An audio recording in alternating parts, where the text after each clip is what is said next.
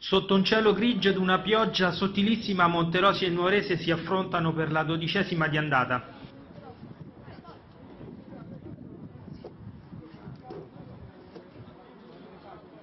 I sardi colpiscono i locali quasi a freddo, con un cross di Gallo che pesca in area Ahmed e di testa buca Franca Bandiera.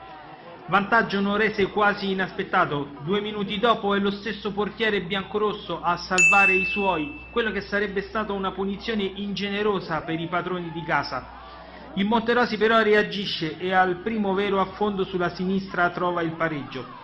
Calandra è bravo sulla prima conclusione di Crescenzo, ma al nulla può sul tap-in vincente di Renan Pippi al 23esimo del primo tempo.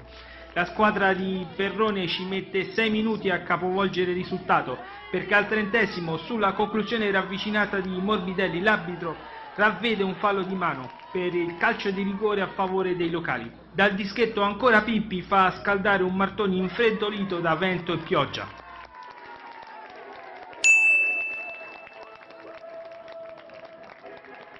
Al 44esimo, prima del rientro negli spogliatoi, brivido per la difesa del Monterosi, col colpo di testa di Chebà che si spegne sopra la traversa. Nella ripresa Perrone si mette con la difesa a 3 con Gasperini al posto di De Cerchio, mentre Corvino cerca di dare più vivacità in attacco con l'inserimento di El Otmani. Al nono proprio Gasperini sventa in angolo un pericoloso cross avversario. Il Monterosi tiene il controllo della gara, Matrone e Traditi danno il cambio a Rao e Matusalem.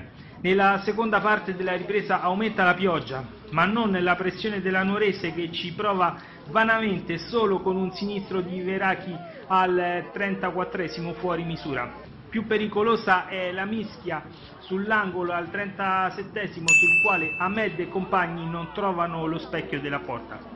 L'occasione più ghiotta la Nuorese la spreca al 44esimo con Verachi che si presenta solo davanti a Franca Bandiera, che però ipnotizza il numero 10 sardo. Il Monterosi porta a casa 3 punti pesantissimi per la classifica, che ora avete la zona playoff a portata di mano.